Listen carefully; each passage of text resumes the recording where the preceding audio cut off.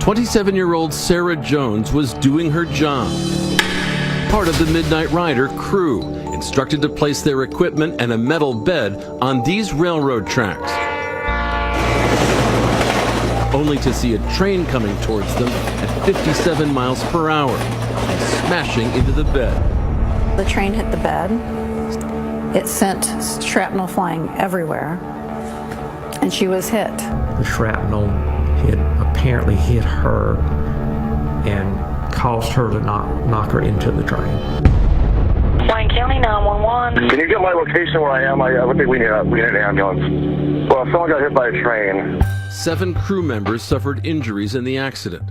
Sarah Jones lost her life. It's clear that certainly the producers and director, they messed up real bad. It was a live track. There were tracks elsewhere in the vicinity that were not live tracks that could have been used. 2020 found a train trestle just a few hours away, where an on-site railroad official was able to shut down train traffic so we could film safely. You go on a railroad track without permission, there's a big spectrum of what could happen. If the spectrum goes all the way to somebody dies, you just don't do it. Joyce Gilliard was recuperating when producer-director Randall Miller paid her a visit. He came to my hospital room a couple days after the tragedy happened. He didn't say anything. He just cried. He just cried. The Wayne County DA has charged Randall Miller and 3 other members of the Midnight Rider team with involuntary manslaughter. Involuntary manslaughter carries a maximum of 10 years. They've each pleaded not guilty. Everybody's trying to distance themselves from responsibility, saying it was not their fault. Finally, there are words from the man at the center of the tragedy, Randall Miller, testifying in a civil suit filed against him by Greg Allman, the subject of Midnight Rider, and saying one phrase 3 times.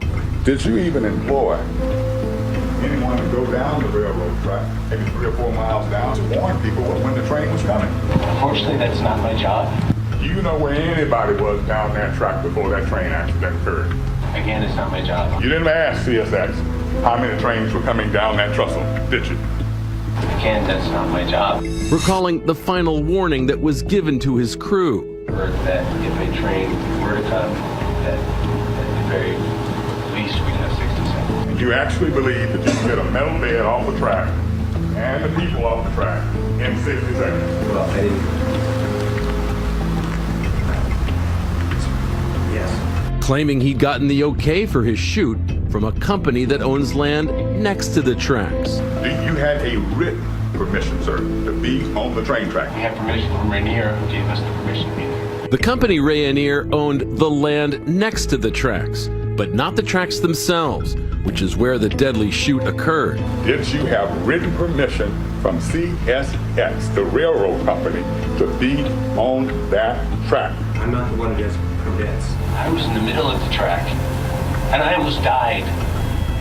Sarah Jones did die on those tracks. A statement released tonight to 2020 from the lawyer of Randall Miller and his wife, producer Jody Savin, says they believed they had permission to be on the tracks from Rainier and CSX. They had no reason to believe that anyone would be placed in danger. They will live with the sorrow of Sarah's death for the rest of their lives.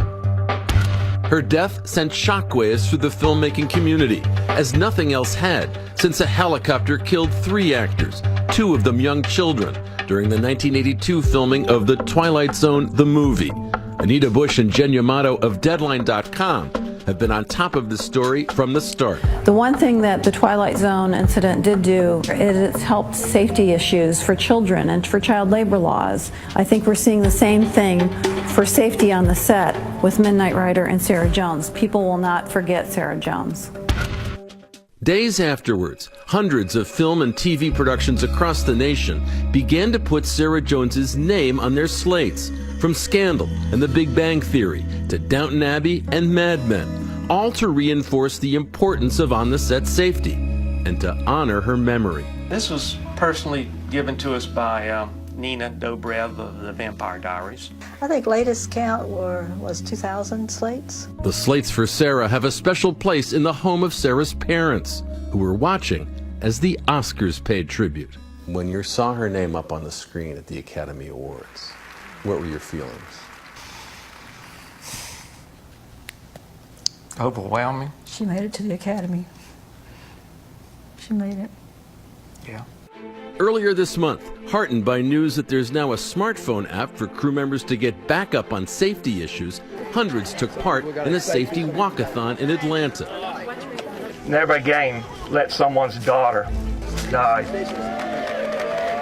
Those in attendance included Sarah's family and the Vampire Diaries cast and crew. In my head, she's always walking by me with this smile, and I'm in a bad mood, and all of a sudden I'm instantly in a good mood. Nowhere is her memory more cherished than on the Vampire Diaries set, where the first shot of the day is called the Jonesy as a safety reminder. The first shot is dedicated to Sarah Jones. Here we go. The Jonesy's up. Jonesy B. Mark.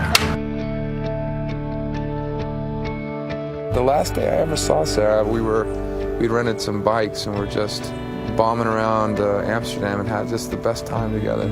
I feel as blessed as I do that my memories of her are so positive and so wonderful. We feel so blessed. To have had a daughter, to have had her for 27 years was wonderful.